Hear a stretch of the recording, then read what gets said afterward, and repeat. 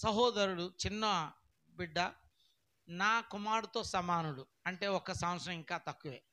రాజేష్ గారు మేము మాట్లాడుకున్న సమయంలో మీ కొడుకు లాంటి వాడిని అయ్యా, నీ కొడుకు అంటే ఒక చిన్న కొడుకుని అన్నట్టుగా వారు మాట్లాడి తగ్గించి మీరు ఎక్కడ పిలిచినా నేను వస్తా. ఆ పాస్టర్ గారు నాకు ఒకరోజే పరిచయం అయ్యారు. అక్కడ పరిచయం చేయటానికి వెళ్ళినప్పుడు పాస్టర్ గారు ఏమో వంట చేసుకుంటూ ఇంట్లో ఉంటే ఈ పాస్టర్ గారు సండే స్కూల్ పిల్లలందరికీ 50 మందికి డ్యాన్స్ నేర్పించారు, పాటలు నేర్పించారు, అలాగే మంచి గేమ్ కూడా పెట్టారు. ఇవన్నీ కూడా నేను చూసా, చాలా సంతోషించా. అంటే నా పని అది అనుకుని చేశాడు, ఆయన పని ఆ పాస్టర్ గారి పని, కానీ నా పనిని ఆయన చేశాడు. దేవునికి స్తోత్రం. అందుకే నాకు నచ్చాడు ఆయన. హల్లెలూయా. వేరు కదా, ఎందుకంటే ఇది ఎవరి పని? ఆయనకు బుక్స్ లేవని చెప్పాడు. బుక్స్ లేవంటే ఎక్కడెక్కడో తిరిగా పాస్టర్ బుక్స్ లేవన్నప్పుడు నేను తీసుకొస్తానన్న 50 కిలోమీటర్లు ఆయన దగ్గర ఎట్లా తెస్తారు? నేను తెస్తా, బొమ్మ కావాలని తెస్తా అన్న. అది ఆయన కోసమే కొన్నట్టుగా దేవుడు చూడండి, మేలు కలటకి ఏ ఆశ అయితే ఉన్నదో ఆ ఆశని ఆ యొక్క రమేష్ పాస్టర్ గారికి తీర్చాడు. మన ప్రజల దగ్గరికి మన మధ్యలోకి వచ్చి మన కొరకు సేవ చేయాలని వచ్చినటువంటి దైవజనులందరికీ కూడా నా హృదయపూర్వక వందనాలు చెల్లిస్తూ, అలాగే రాజేష్ పాస్టర్ గారు యూట్యూబ్లో కూడా వాక్యాన్ని అందిస్తూ ఉంటున్నారు. ఆయా స్థలాల్లో మరి చక్కని వాక్యాన్ని అందిస్తారు. ప్రతిరోజు వాగ్దానం వస్తుంది కనుక ఆ విధంగా మంచి దైవజనులను మనం ప్రేమించాలి, వారిని సన్మానించాలి, వారిని గౌరవించాలి. చిన్నవారైనా మనం దైవ సేవకుడుగా మన మధ్యలోకి వచ్చారు కనుక వారికి చప్పట్లు కొట్టి మరి వాక్యానికి సమయం అందిద్దాం. దేవుడు వారిని బలంగా వాడుకునుగాక.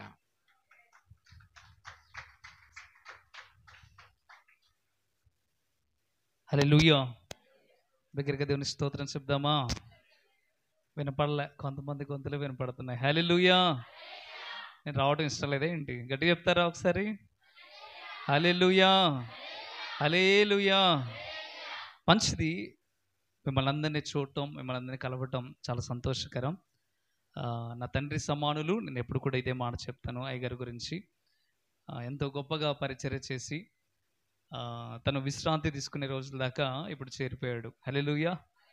మా యవన కాలంలో మా వయసులో ఉన్నప్పుడు కొంచెం కూడా ఖాళీ లేకుండా సేవ చేసిన గొప్ప దైవజనులు. అయ్యగారి గురించి నేను విని తెలుసుకున్నా, ఆ తర్వాతనే అయ్యగారిని చూశాను నేను. హల్లెలూయా. అంతకుముందు మాట ద్వారా మాత్రమే విన్నాను, పలానా పాస్టర్ గారు ఇలా పరిచర్య చేశారు అని. ఆ తర్వాత కొంతకాలానికి తర్వాత పాస్టర్ గారిని కలవడం చాలా సంతోషం వేసింది. ఎందుకంటే సువార్త అందని ప్రాంతాలకు కూడా సువార్త అందించడానికి ఆ దైవ సేవకుడిని దేవుడు వాడుకున్నాడు. నిజంగా అందుని బట్టి నేను చాలా సంతోషించాను. కొన్నిసార్లు మాతో మాట్లాడుతున్నప్పుడు వాక్యం చెప్పడానికి రమ్మన్నప్పుడు నేను అన్నాను, అయ్యగారు మీరు ఎక్కడికంటే అక్కడికి నేను పరిగెత్తుకొని వస్తాను. ఎందుకంటే మీరు చేసిన సేవ కింద మేము చేసే చాలా చిన్న పరిచర్య. ఎందుకంటే ఆ పరిచర్య మీతో పాటు మేము పాలు పొందడం కంటే గొప్ప భాగ్యం మరొకటి లేదు అని నేను భావించాను. దేవుని స్తోత్రం చెప్దాం. హల్లెలూయా. అంత గొప్ప దైవజనులు, అల్పుడను స్వల్పుడను, చాలా చిన్నవాడిని, ఎన్నిక లేని వాడిని, కానీ ప్రభు కృప వల్ల, ప్రభు దయ వల్ల ఈరోజు మీ ముందు నిలబడటానికి దేవుడు కృపించాడు. ఒక చిన్న ప్రార్థన చేసుకొని మన వాక్య ధ్యానాలకు వెళ్దాం. పరిశుద్ధుడా, గొప్ప దేవుడా, మీకు లెక్కలేని స్తోత్రం ప్రభువా. ఈరోజు ఈ సమయంలోనైనా అయ్యా నీ మాట వినాలని మేము ఆశపడుతూ ఉన్నాం.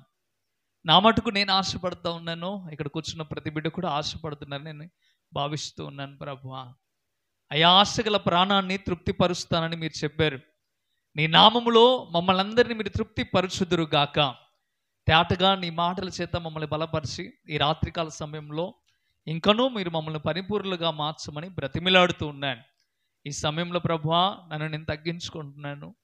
అయ్యా నా మాటకి నిన్నైనా అల్పుడను అయోగ్యుడనే ప్రభువా, నీ కృప వల్ల నీ దయ వల్ల దీన సేవకుడిగా నేను ఏర్పాటు చేసుకున్నాను.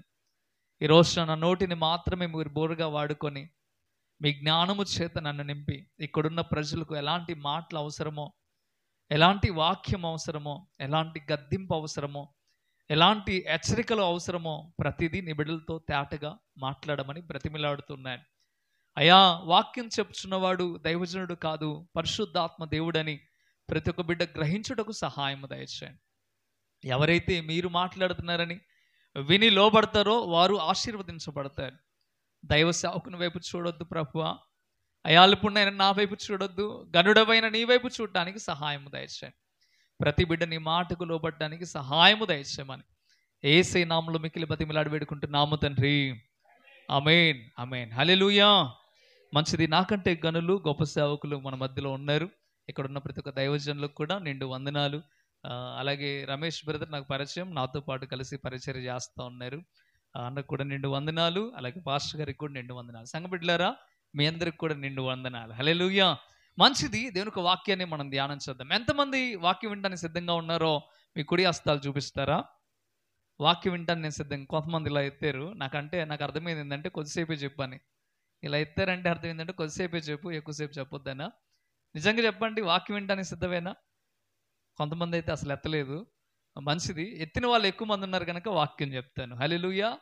మీరు హాయిగా చక్కగా వాక్యం అయిపోయాక ఇంటికి వెళ్ళి పండుకుంటారు. నేను ఇక్కడ నుండి మళ్ళీ జర్నీ చేసి రోజు 3 లేదా 4 గంటకి నేను పండుకుంటాను. ఉదయకాలంలో 4 లేదా 3 ఖచ్చితంగా అవుతుంది. ఆ టైం వరకు నేను మెలుగుతూ ఉండి దేవుని మహాకృపను బట్టి దేవుని పరిచర్య చేయడానికి పగలంతా వేరే సేవ, తర్వాత యూట్యూబ్ పరిచర్య, ఏదో ఒక రీతిగా దేవుని సువార్త అందించాలి అనే భావంతో దేవుడు నన్ను నిలబెట్టుకున్నాడు. అందుని బట్టి నేను చాలా సంతోషిస్తూ ఉన్నాను.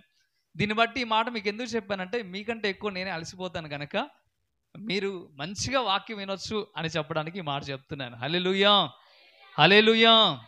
ప్రార్థన, సంపూర్ణ రాత్రి కాల ప్రార్థన ఈరోజు. అంతేనా? ఈరోజు రాత్రంతా ప్రభుకి ప్రార్థన చేయడానికి మనం వచ్చాం. ఒక ప్రశ్న, ప్రార్థించడానికి మనం వచ్చాం, బాగానే ఉంది. ఏ విషయాల గురించి మనం ప్రార్థన చేస్తున్నాం అని మనం ఆలోచన చేస్తే కొన్నిసార్లు మన అక్కర గురించి దేవుణ్ణి అడుగుతాం. ప్రార్థన అంటే అర్థం అందరికీ తెలుసు కదా. ప్రార్థన అంటే దేవునితో మాట్లాడటం కదా. ప్రార్థన అంటే అర్థం ఏంటంటే దేవునితో మాట్లాడటం. మీరు అవసరాలను బట్టి దేవునితో మాట్లాడుతున్నారు. మీ కొరకు ప్రార్థన చేస్తున్నారు, మీ పిల్లల కొరకు ప్రార్థన చేస్తున్నారు, లేకపోతే మీ బంధువుల కొరకో మిత్రుల కొరకో ప్రార్థన చేస్తూ ఉన్నారు. అయితే ప్రార్థించడం ప్రాధాన్యం. అందులో ఈరోజు మీకు చెప్పబోయే మాటలు ఏంటంటే మీ సేవకుని కొరకు మీరు ప్రార్థన చేయాలా. ఇంకొక మాట ఇంకొంచెం పైపెచ్చు మనం ఆలోచన చేస్తే ఈ భూమి మీద ఉన్న సేవకులందరి కొరకు మనం ప్రార్థన చేయాలా. ఎందుకు ప్రార్థన చేయాలి, ఏ ఏ విషయాల్లో ప్రార్థన చేయాలి అనే విషయాన్ని మనం ఆలోచన చేద్దాం. సేవకుని కొరకు మీరు ప్రార్థన చేస్తున్నారా? మీ సేవకుని కొరకు మీరు ప్రార్థన చేస్తున్నారా? చేతులు ఎత్తారా ప్రార్థన చేసేవాళ్ళు? మీ సేవకుడి కొరకు మీ ప్రార్థనలో మీ సేవకుడిని జ్ఞాపకం చేసుకోకుండా ప్రార్థన ముగించొద్దు. అది గుర్తుపెట్టుకోండి. మీ సేవకుడిని లేదా ఈ యొక్క భూమి మీద సేవ చేస్తున్న ప్రతి ఒక్క సేవకుడిని జ్ఞాపకము చేసుకోకుండా మీ ప్రార్థన ముగించొద్దు. ఎందుకంటే ఈ కాలములో మీరు చేసే ప్రార్థన చాలా చాలా అవసరం. సేవకుని కొరకు చేసే ప్రార్థన మరీ అవసరం. అదేంటయ్య గారు అలా చెప్తారు? మా అవసరాలను బట్టే సేవకుని ప్రార్థన చేయమంటాం కదా. మా అవసరాల కొరకే దేవుని సేవకుడి దగ్గరికి వచ్చి, అయ్యగారు మా అమ్మాయికి మంచి సంబంధం కావాలి అయ్యగారు ప్రార్థన చేయండి, అయ్యగారు నాకు అనారోగ్యం ఉంది నాకు ప్రార్థన చేయండి, నా పిల్లోడు చెడిపోయి తిరుగుతున్నాడు ఆడి కోసం ప్రార్థన చేయండి అని మేమే చెప్తాం కదా. మేము సేవకుని కొరకు ఏం ప్రార్థన చేయాలయ్యా అని మీరు అనవచ్చు. మీ సేవకుని కొరకు మీరు ప్రార్థన చేస్తా అని చెప్పారు కదా. ఏం ప్రార్థన చేస్తున్నారు? ఒకటి చెప్పండి అమ్మా. సేవ నిమిత్తం అంటే సేవలో బలంగా వాడబడిలాగున. ఓకే, ఇంకా ఆరోగ్యం కోసం, ఇంకా అనేక మంది బాగుపడాలి, సంసం. ఓకే, మీరు చేసే ప్రార్థనలు ఉన్నాయి ఇలాగా. ఈ రోజున ఈ ప్రార్థన అంశాలు కూడా మీరు చేర్చండి. అపోస్తలుడైన పౌలు గొప్ప సేవకుడు, మీ అందరికీ తెలిసిన గొప్ప సేవకుడు. ఆయన సంఘ బిడ్డలతో ఈ రీతిగా మాట్లాడటం ప్రారంభిస్తూ అంటాడు, ఇదిగో నా కొరకు ఈ విషయాల్లో నా కొరకు ప్రార్థన చేయండి అని చెప్తాడు. నా కొరకు ఈ యొక్క అంశాలను బట్టి ప్రార్థన చేయండి అని చెప్తాడు. అవేంటితో ఒకసారి మనం ధ్యానం చేద్దాం. హెబ్రీలకు రాసిన పత్రిక 13వ అధ్యాయం, హెబ్రీలకు రాసిన పత్రిక 13వ అధ్యాయం 18వ వచనాన్ని మనం ధ్యానం చేద్దాం. హెబ్రీలకు రాసిన పత్రిక 13వ అధ్యాయం 18వ వచనం. మా నిమిత్తము ప్రార్థన. మా అంటే అపోస్తలుడైన పౌలు మా నిమిత్తం ప్రార్థన చేయడం అంటున్నాడు. మా అంటే ఒక సేవకుడు గురించా? సేవకులందరి గురించి దైవజనుడు అంటున్న మాట ఏంటంటే మా నిమిత్తం ప్రార్థన చేయండి. దైవ సేవకులందరి కొరకు ప్రార్థించాలి. ఏమని ప్రార్థించాలయ్యా అంటే అక్కడ రాస్తూ ఉన్నమాట, మేము అన్ని విషయములలో యోగ్యముగా ప్రవర్తింపగోరుచు మంచి మనస్సాక్షి కలిగి ఉన్నామని నమ్ముకొనుచున్నాము. హల్లెలూయా. ఇక్కడ అపోస్తలుడైన పౌలు కోరుతున్న మాట ఏంటంటే, మేము అన్ని విషయములలో యోగ్యముగా ఉండాలి. అందుకోసం మీరు మా కోసం ప్రార్థన చేయండి. అన్ని విషయాల్లో యోగ్యమైన వాడిగా సేవకుడు ఉండాలి. యోగ్యమైన వాడు అంటే అర్హత కలిగిన వాడు అని అర్థం. దీనికి ఓకే అని చెప్పగలిగిన స్థితిలో ఉన్నాడని అర్థం. దేవుని విషయంలో ఇదిగో సేవకుడు ఏ రీతిగా ఉండాలంటే అన్ని విషయములలో యోగ్యమైన వాడిగా ఉండాలి. అలా ఉండడానికి సంఘంతో చెప్తున్న మాట, హెబ్రీ సంఘంతో మాట్లాడుతూ ఉన్నాడు. అన్ని విషయములలో మేము యోగ్యంగా ఉండేలాగా మీరు మా కొరకు ప్రార్థన చేయండి అని చెప్తున్నాడు. సంఘమా, దైవజనులందరూ కూడా ఎలా ఉండాలని ప్రార్థన చేయాలా? యోగ్యత కలిగిన వారిగా, అర్హత కలిగిన వారిగా, దేవుని సన్నిధిలో దేవుని సేవకు ఉపయోగపడే వారిగా, దేవుని పరిచర్య చేయడానికి బలముగా తన పాత్రలో వాడబడే వారిగా, దేవుడే యోగ్యతలోనికి నడిపించు వారిలాగా ఉండేలాగా మీరు ప్రార్థన చేయాలి. ఇప్పటిదాకా దైవ సేవకుని ప్రార్థన మీకు అవసరం అనుకుంటున్నారా? మీ ప్రార్థన అవసరం కూడా దైవ సేవకులకు అందరికీ ఉంది. అందుకోసమే అపోస్తుడైన పౌలు లాంటి వాడే సంఘ ప్రార్థన ఆశించినప్పుడు ఏ పాటి వాళ్ళం మనం ఆశించకపోవడానికి? ఎంత అల్పమైన వాళ్ళం మేము. అందుకే సంఘమా, మీరు దైవ సేవకుల కొరకు ప్రార్థన చేయాలని నెంబర్ 1 ఏ విషయంలో ప్రార్థన చేయాలంటే అన్ని విషయములలో యోగ్యముగా ఉండులాగున్నా. రెండోదిగా అక్కడ చెప్తాడు, మంచి ప్రవక్తన కలిగి ఉండేలాగా. ప్రవక్తన అనగా క్యారెక్టర్. ప్రవక్తన అంటే క్యారెక్టర్. ప్రతి సేవకుడి కొరకు మీరు ప్రార్థన చేయాలా? ఏమని ప్రార్థన చేయాలా? అయ్యా, మా దైవజనుని యొక్క క్యారెక్టర్ బాగుండాలయ్యా. ఏమని ప్రార్థన చేయాలా? ఉన్నారా, పండుకున్నారా? ఉన్నవారు గట్టిగా దేవుని స్తోత్రం చెప్దామా? మిమ్మల్ని పండుకోనేను, నాకు తెలుసు. హల్లెలూయా. ప్రతి ఒక్కల వైపు నేను చూస్తా. కళ్ళు మూసుకొని చెప్తే మీకు సంతోషం కదా. ఆ పని నేను చేయను. హల్లెలూయా. అందుకే ఆలోచించండి. అమ్మ, నువ్వు గోడ తట్టు తిరిగావంటే ఖచ్చితంగా సాతాను నీ తట్టు తిరిగిద్ది. ఇటు తిరుగు, ఏం కాదులే కానీ కొద్దిసేపు అవసరమైతే కుర్చీలో కూర్చో, ఇబ్బంది ఏం లేదు. అయితే ఒక మాట మీరు ఆలోచించండి, అర్థం చేసుకోండి. ఏమంటున్నాడయ్యా అంటే మంచి ప్రవక్తన కలిగి ఉండేలాగా ప్రార్థన చేయాలి. సేవకుడు ఒకవేళ మంచి ప్రవక్తన లేడనుకో ఏమవుతుంది? మీరు ఎవరిని అనుసరిస్తారు? సేవకుడిని అనుసరిస్తారు. అపోస్తుడైన పౌలు అంటాడు, నేను క్రీస్తుని పోలి నడుస్తున్నా, మీరు నన్ను పోలి నడవండి అన్నాడు. సంఘానికి చెప్తున్న మాట, మీరు నన్ను పోలి నడవండి అంటే సేవకుడు సంఘానికి మాదిరి, సేవకుడు ప్రాంతానికి మాదిరి, సేవకుడు ప్రపంచ అందరికీ మాదిరి. అందువల్ల సేవకుని యొక్క నడవడికలో తేడా వచ్చిందనుకో, సేవకుని యొక్క పద్ధతిలో తేడా వచ్చిందనుకో, సేవకుని యొక్క ప్రవక్తనలో తేడా వచ్చిందనుకో, మీరంతా వెనకబడిపోవాల్సిందే వాళ్ళతో పాటు. ఒకవేళ సేవకుడు ప్రవక్తనలో తేడా వస్తే మా సేవకుడు చేసిందే కరెక్ట్ అనుకుంటారు. దానివల్ల సేవకునితో పాటు మీరు కూడా నరకానికి వెళ్ళాల్సిన పరిస్థితి వస్తుంది. సేవకుడు అనే మాటని చెప్తున్నప్పుడు నా వైపు దేవుడు చూపిస్తూ ఉన్నాడు, నా కోసం కూడా మీరు ప్రార్థన చేయమని. హల్లెలూయా. ఈరోజు ఒక మారు మీరు ఆలోచించాలి, అర్థం చేసుకోవాలా. సేవకునికి మంచి ప్రవక్తన కలిగి ఉండేలాగా మీరు ఏం చేయాలా? ప్రార్థన చేయాలి. అర్థమవుతుందా? ఎప్పుడు ఆరోగ్యం కోసమే, ఎప్పుడు మంచిగా ఉండాలి, ఇదే కాదు, ఈ క్యారెక్టర్స్ అన్నీ ఉండేలాగా మనం ప్రార్థన చేయాలి. సంఘం యొక్క బాధ్యత ఇది. సేవకుడు మీ కొరకు పరిచర్య చేస్తాడు. సేవకుడు మీ కొరకు ఎన్నో విధాలుగా పరిచర్యలు కొనసాగిస్తాడు. ఏది చేస్తాడో ఆయన చేయవలసిన బాధ్యతలన్నీ చేస్తాడు. మీ బాధ్యత ఏంటంటే సేవకుని కొరకు బలముగా ప్రార్థన చేయడం. కడుపు మార్చుకొని ప్రార్థన చేస్తావని ఇష్టం అంటే, ఉపవాసం ఉండి ప్రార్థన చేస్తావని ఇష్టం, లేదా 3 పూటలు తిని ప్రార్థన చేస్తావని ఇష్టం. నువ్వు ఎలా ప్రార్థన చేసినా సేవకునికి మాత్రం ఇలాంటి విషయాలను బట్టి నువ్వు ఎత్తిపట్టి ప్రార్థన తప్పక చేయాలి. ఒకటి, యోగ్యమైన వాడిగా ఉండేలాగా. రెండోదిగా మంచి ప్రవక్తన. ఒకవేళ మంచి ప్రవక్తన లేకపోతే ఏమవుతుందయ్యా అంటే చాలా చాలా దౌర్భాగ్యమైన స్థితికి వెళ్తాం. అహరోనుని మీరు గమనించండి. అహరోను మంచి ప్రవక్తన లేక ఇదిగో ఇతడే మిమ్మల్ని విడిపించాడని ఒక బొమ్మను చూపించి ఇజ్రాయెల్ అందరిని ఒకవైపు తిప్పేశాడు. గద్దించవలసిన వాడు, ఇదిగో హెచ్చరించవలసిన వాడు, బుద్ధి చెప్పాల్సిన వాడు, ఇదిగో దేవుని శిక్ష దిగొస్తుందని వార్నింగ్ ఇవ్వాల్సిన వాడు కాస్త ఆయన వంకరతో వెళ్ళిపోయేసరికి మిగతా ప్రజలంతా అంతకంటే ఎక్కువ చెడిపోయారు. ఈరోజు ఒక మాట మీకు చెప్తున్నా, దేవుని కృప వల్ల, దేవుని ప్రేరణ ద్వారా సేవకుడికి మంచి ప్రవక్తన, మంచి క్యారెక్టర్ అనేది చాలా ఇంపార్టెంట్. ఎందుకయ్యా మరి ప్రార్థన చేయాలి వీటన్నిటి గురించి అంటే, సేవకుడి మీద సాతాను గాడి యొక్క ప్రభావం ఎక్కువగా ఉంటుంది. బాగా గుర్తుపెట్టుకోండి. సేవకుడు బలముగా మీ అందరి కొరకు ప్రార్థన చేస్తాడు, దేవుని పరిచర్య చేయడానికి ప్రయత్నిస్తాడు. కనుక ఒక విశ్వాసిని పడేయడం కంటే ఒక సేవకుని పడేస్తే వాడికి బాగా లాభం. అందువల్ల సేవకులను టార్గెట్ చేస్తుంది సాతాను ఈ దినాల్లో. అందుకే ఈ దినాల్లో మీరు బలంగా సేవకుల కొరకు ప్రార్థన చేయాలి. అందుకే ఈ మాట మీకు చెప్పాను.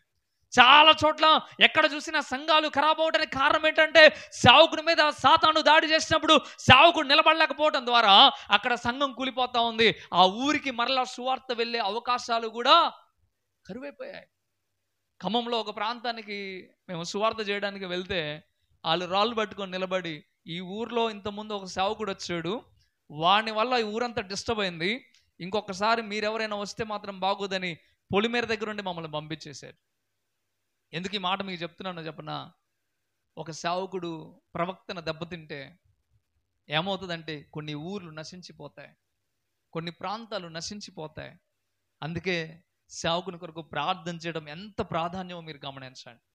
అందుకే దేవునికి వాక్యం చెప్తున్న మాట, అపోస్తలుడైన పౌలు అంటున్నాడు, అన్ని విషయాల్లో మేము యోగ్యంగా ఉండేలాగా ప్రార్థన చేయండి, అలాగే మంచి ప్రవక్తన కలిగి ఉండేలాగా మా కొరకు ప్రార్థన చేయండి అంటున్నాడు. అంతేకాక మంచి మనస్సాక్షి కలిగి ఉండేలాగా. మంచి మనస్సాక్షి.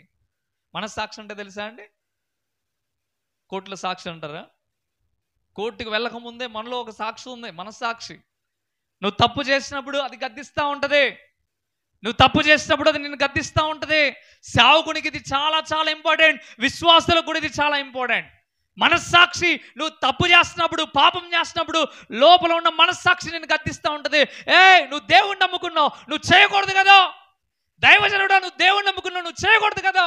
నువ్వు దేవుని యొక్క సేవకుడివి, నువ్వు సాతాను సేవకుడు కాదని సేవకుడిని అలాగే విశ్వాసులను కూడా మనస్సాక్షి ఏం చేస్తుంది? ప్రతి ఒక్క మనిషిని గద్దిస్తూ ఉంటుంది. కానీ కొన్నిసార్లు మనుషులుగా ఉన్నవాళ్ళు కానీ, దైవ సేవకులుగా ఉన్నవారు కానీ, విశ్వాసులుగా ఉన్నవారు కానీ ఈ మనస్సాక్షిని చంపేస్తారు. ఈ మనస్సాక్షిని ఏం చేస్తారు? చంపేస్తారు. ఈ మనస్సాక్షిని చంపేసిన వాడు ఎంత దౌర్భాగ్యంగా తయారవుతాడంటే, పేతురు రాసిన పత్రికలో మనం చూస్తాం, వారు మనసుకు వాత వేయబడిన వారే అబద్ధ బోధకులుగా తయారవుతారని మనం చూస్తాం. ఇక వాడి ఇష్టం, డబ్బు కోసం చేస్తాడో తెలియదు, పేరు కోసం చేస్తాడో తెలియదు, ఘనత కోసం చేస్తాడో తెలియదు, ఏ లాభం అంటే ఆ లాభం కొరకు ఒకవేళ పరిచర్య చేయొచ్చు. మీరు ఎవరి మాట వినరిక, మీ మనస్సాక్షి ఒకవేళ దెబ్బతింటే ఎవరి మాట వినే పరిస్థితి, మీ కొరకు మీరే బతుకుతారు కానీ దేవుని మాట విని లోబడి బ్రతికే అంత ఆలోచన ఉండదు. అందుకే సేవకుడు మంచి మనస్సాక్షి కలిగి ఉండేలాగా. దావీదుని మీరు గమనించండి, ఎంత మంచి మనస్సాక్షి ఆయనది. పాపం చేశాడు దేవునికి వ్యతిరేకంగా, బెత్షెబాతో పాపం చేశాడు. పాపం చేసిన తర్వాత ఇదిగో దైవ సేవకుడు వచ్చి గద్దించినప్పుడు ఆ వ్యక్తి నేనే అని గ్రహించుకొని తన పరుపు కొట్టుకొని పోయేంత వరకు కూడా ఏడ్చాడండి. ఎంత మంచి మనస్సాక్షి. పాపాన్ని ఒప్పుకునే మనస్సాక్షి. పాపాన్ని ఒప్పుకోలేకపోతున్నావంటే నీ మంచి మనస్సాక్షి నీకు లేదని అర్థం, గుర్తుపెట్టుకోండి. మనస్సాక్షి ఉన్నవాడు పాపం చేసినప్పుడు నొచ్చుకుంటాడు, దేవుడు మాట్లాడినప్పుడు నొచ్చుకుంటాడు. ఒకవేళ మనస్సాక్షి లేదనుకోండి, దేవుడు ఎన్నిసార్లు మాట్లాడినా ప్రయోజనం లేదు. ఎన్నిసార్లు దేవుడు హెచ్చరిక చేసినా, ఎన్నిసార్లు గద్దించినా, ఎన్నిసార్లు వార్నింగ్ ఇచ్చినా, ఎంతగా దేవుడు దండించినా వాడికి మనస్సాక్షి లేదు కనుక చచ్చిన వాని స్థితిలో ఉంటాడు. ఎందుకంటే అపరాధముల చేత, పాపముల చేత చచ్చిన వారై ఉండగాని, ఎలాగైతే ఎఫెసీయులకు రాసిన పత్రిక 2వ అధ్యాయంలో చెప్పబడ్డదో అలాంటి పరిస్థితికి వెళ్ళిపోతాడు మనస్సాక్షి లేనివాడు. మనస్సాక్షి కలిగి ఉంటే పాపము చేసినప్పుడు దేవుడు గద్దించగానే పాపాన్ని విడిచి దేవుని వైపు తిరుగుతాడు.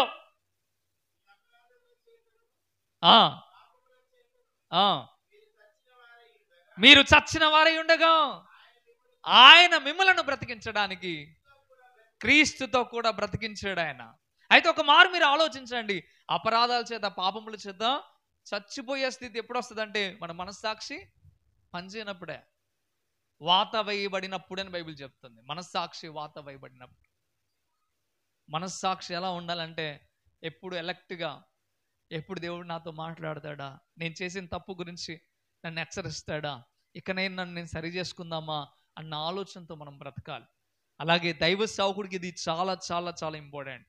దేవుడు గద్దిస్తాడు, వాక్యం ద్వారా మాట్లాడతాడు. మనస్సాక్షి మంచిగా ఉంటే సరి చేయబడతాడు. మనస్సాక్షి వాత వేయబడితే ఇక వాడికి తిరుగులేదు. ఇక సాతాను చేతిలో ఒక పెద్ద బాణం అయిపోతాడు. ఎంత దారుణం అంటే అంత దారుణంగా వాడబడతాడు. అందుకే సంగమా, మీరంతా ఏం చేయాలంటే సేవకుని కొరకు ప్రార్థన, సేవకుల కొరకు మీరు ప్రార్థన చేయాలి. ఏ విషయంలో ప్రార్థన చేయాలంటే మంచి మనస్సాక్షి సేవకుడికి ఉండేలాగా, నా మీదగా ఏం చూడకండి, ఇది నా మాటలు కాదు, అపోస్తుడైన పౌలే తేటగా కోరుకుంటున్న మాటలు ఇవన్నీ. హల్లెలూయా. అందుకే మీరు బాగా ఆలోచించండి, అర్థం చేసుకోండి. ఒకటి, యోగ్యమైన ప్రవక్తను కలిగి ఉండేలాగా ప్రార్థన చేయాలా. రెండోదిగా మంచి ప్రవక్తను కలిగి ఉండేలాగా ప్రార్థన చేయాలా. మూడోదిగా మంచి మనస్సాక్షి కలిగి ఉండేవారిగా ప్రార్థన చేయాలి. లాస్ట్లో నేను అడుగుతా, ఎవరు చెప్తారో వాళ్ళకి ప్రైజ్ కూడా ఇస్తాను నేను. హల్లెలూయా. సరే, మంచిది. ఇంకో మాట చెప్తా ఉన్నాడు చూడండి, 2వ దశలోనికి రాసిన పత్రిక 3వ అధ్యాయం, 2వ దశలోనికి రాసిన పత్రిక 3వ అధ్యాయం 2వ వచనం, 1 నుండి 2 వచనాలు చూద్దాం. 1-2 వచనాలు. 2వ దశలోనిక 3వ అధ్యాయం 1-2 వచనాలు. తుదకు సహోదరులారా, మీలో జరుగుచున్న ప్రకారము ప్రభు వాక్యము శీఘ్రముగా వ్యాపించి మహిమపరచబడు నిమిత్తము మేము మూర్ఖులమైన దుష్ట మనసుల చేతిలో నుండి తప్పించబడు నిమిత్తము మా కొరకు ప్రార్థించుడి. మా కొరకు ప్రార్థన చేయండి అని చెప్తున్నాడు. ఏ విషయంలో అంటే ప్రభు వాక్యము శీఘ్రంగా వ్యాప్తి చెందడానికే. సేవకుడి ద్వారా ఏం వ్యాప్తి చెందాలా? ఈ రోజుల్లో గమనిస్తే సేవకుని పేరు వ్యాప్తి చెందుతుంది, కానీ వాక్యం మాత్రం వ్యాప్తి చెందట్లేదండి. సేవకుని పేరు, సేవకుని ఊరు వ్యాప్తి చెందుతుంది, కానీ ప్రభు వాక్యం, సత్యమైన ఖండితమైన వాక్యము అలా వ్యాప్తి చెందట్లే. ఈ అంత్య దినాల్లో ప్రభు వాక్యం చాలా శీఘ్రముగా అంటే త్వరగా, వేగముగా, దేవుని వాక్యం ఎలా వెళ్ళిపోవాలా? వేగంగా వెళ్ళిపోవాలా. దేవుని రాకడ సూచనలు నెరవేరుతా ఉన్నాయి. వాక్యం అందని ప్రాంతాలు ఇంకా చాలా ఉన్నాయి. మారు మనసు పొందని ప్రజలు ఇంకా చాలా మంది ఉన్నారు. దేవునికి లోబడిన వారు చాలా మంది ఉన్నారు. మనసు వాతవేయబడిన వారు చాలా మంది ఉన్నారు. వాళ్ళందరూ మారాలంటే ప్రభు వాక్యం శీఘ్రంగా వ్యాప్తి చెందాల. శీఘ్రంగా ఎందుకు వ్యాప్తి చెందట్లే? చేయవలసిన వారు ప్రార్థన చేయట్లే, చెప్పవలసిన వారు బలముగా దేవుని మాట చెప్పట్లే. దేవుడు నీకు అప్పచెప్పిన పని నువ్వు చేయాలా, నాకు అప్పచెప్పిన పని నేను చేయాలా. అది రాత్రి పగలు అని చూడొద్దు, సమయం అసమయం అని చూడొద్దు. ప్రతి సమయంలో దేవుని పని చేయడానికి సిద్ధపడాలా. అలాంటి మంచి మనసు నీకు ఉండాలా. సేవకుని కొరకు నువ్వు ప్రార్థించే విషయంలో బలంగా ప్రార్థన చేయాలా. నా సేవకుడు ఎక్కడికి వెళ్ళినా ప్రభువా, అయ్యా మా సేవకుడు ఈరోజు వాక్యం చెప్పడానికి వెళ్ళాడు, బలముగా వాడుకో, ఆ ప్రాంతంలో అనేక మంది మారు మనసు పొందేలాగా సహాయం దయచే ప్రభు అని మోకాళ్ళు నీ ప్రార్థన చేసే సంఘ బిడ్డలు ఉంటే సేవకుడు ఎక్కడికి వెళ్ళినా బలంగా రోషంగా వాక్యం చెప్పొస్తాడు. ఆమేన్. అలాంటి విశ్వాసులు లేవాలి, అలాంటి యోధులు లేవాలి. అప్పుడండి బలంగా వాక్యం వెళ్ళేది. నీ మటుకు నువ్వు అన్నం తిని బబ్బు ఉంటే కాదు. బలంగా రోషంగా ప్రార్థన చేయాలి. ఎన్నో చోట్లకు సేవకుడు వెళ్ళి వస్తూ ఉంటాడు. నీకు తెలిసి వెళ్ళే చోట్లు కొన్ని ఉంటాయి, నీకు తెలియక వెళ్ళే చోట్లు కొన్ని ఉంటాయి. అర్థమవుతుందా? దేవుని సేవ కొరకు ఎన్నో ప్రాంతాలకు వెళ్ళవలసి వస్తుంది. ఈరోజు నాకు ఫోన్ల మీద ఫోన్లు చేస్తూ ఉన్నారు అమ్మగారు, ఒక్కడు వెళ్ళావు, ఎట్లా వస్తావు అని. ఎక్కడికి వెళ్ళినా ఎట్లయినా వెళ్ళిపోవాల్సింది. రాత్రి 7 కూడా ఇంటికి వెళ్ళిపోతాను. ఎలాంటి ప్రాంతమైనా నేను ఇంటికి వెళ్ళిపోతాను. నాతో పాటు ఎప్పుడు విశ్వాసులు వస్తూ ఉంటారు. ఈసారి అందరూ బిజీ అయిపోయారు, ఎవరు రాలా. అమ్మగారు టెన్షన్ పడుతుంది. ఒక పంపినా విశ్వాసం వస్తా అంటున్నారు, పంపినా అంటే నేను అన్నాను, ఏం అవసరం లేదు, నేను వచ్చేస్తాను. హల్లెలూయా.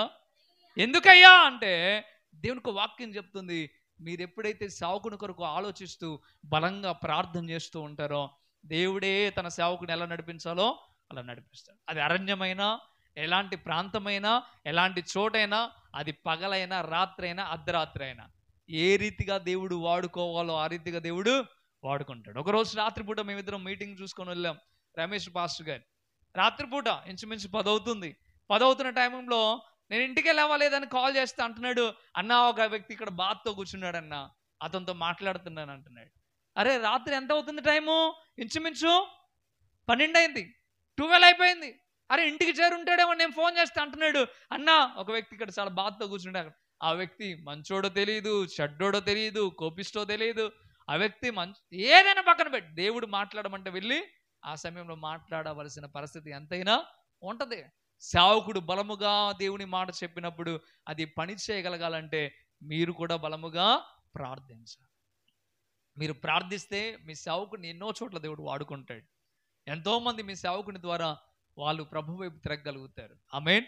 ఒక మాట మీరు ఆలోచించండి, ఇంకా ఇంకా బలంగా మీరు ప్రార్థించడానికి సిద్ధపడాలా. అందుకే చెప్తున్న మాట, ఇదిగో ప్రభు వాక్యము శీఘ్రంగా వ్యాపించబడేలాగా ఏం చేయాలా?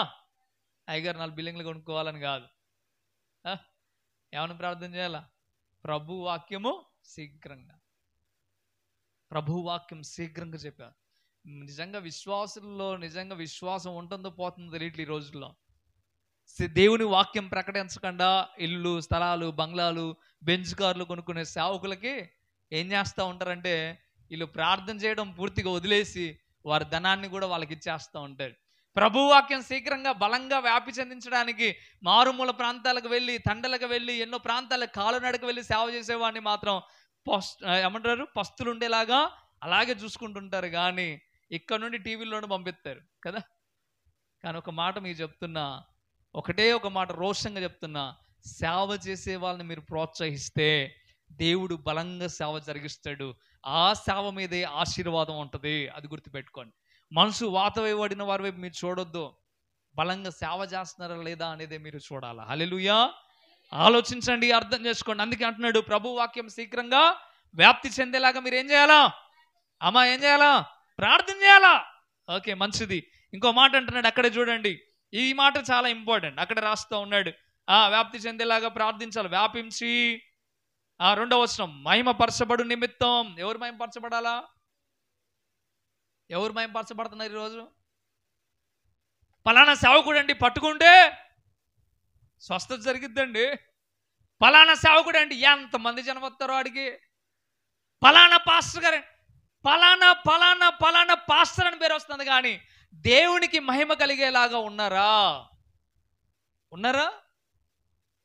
నా కోమ రాజేష్ పాస్టర్ గారు వాక్యం బాగా చెప్తారంటే నాకు బీపీ లేస్తుంది. నిజంగా చెప్తున్నా. పాస్టర్ గారు వాక్యం చెప్పేది, పాస్టర్ గారండి వాక్యం చెప్పేది. ప్రార్థన వాక్యానికి ముందు ప్రార్థన ఏమని చేసుకున్నాను? నేనేమని ప్రార్థన చేశా? ప్రభువా, నా నోటిని మాత్రమే వాడుకో, కానీ నా జ్ఞానం ఎంత మాత్రము కూడా ఉపయోగపడద్దు ప్రభు అని ప్రార్థన చేసుకుంటే మాట్లాడేది ఎవరు? పరిశుద్ధాత్మ దేవుడు. ఒకవేళ పాస్టర్ గారే మాట్లాడుతానంటే మీకు మించి గొర్రెల కాపర్లే నయం. ఎందుకయ్యా గొర్రెల కాపర్లు నయం అని నేను అన్నానంటే, ఆనాడు దేవదూత వచ్చి గొర్రెల కాపర్లతో మాట్లాడినప్పుడు, యేసు పుట్టిన విషయం గురించి ప్రకటన చేసినప్పుడు వాళ్ళు వెళ్ళి మరియకు ఏమని సాక్ష్యం ఇచ్చారో తెలుసా? దేవుడే ఈ వార్త మాకు తెలియజేశారని చెప్పారు. వాళ్ళు దేవదూత వచ్చి చెప్పిందని చెప్పలే, దేవుడే మాకు తెలియజేశాడని చెప్పి వారు చాలా శ్రేష్టంగా దేవుని మాట విన్నారని అర్థం. సేవకుని వైపు మీరు చూడొద్దు, దేవుని వైపు మాత్రమే చూడాలి. సేవకుని వైపు మీరు చూడొద్దు, దేవునికి మహిమ తెప్పించేలాగా దేవుని కొరకు మాత్రమే ఉండాలా.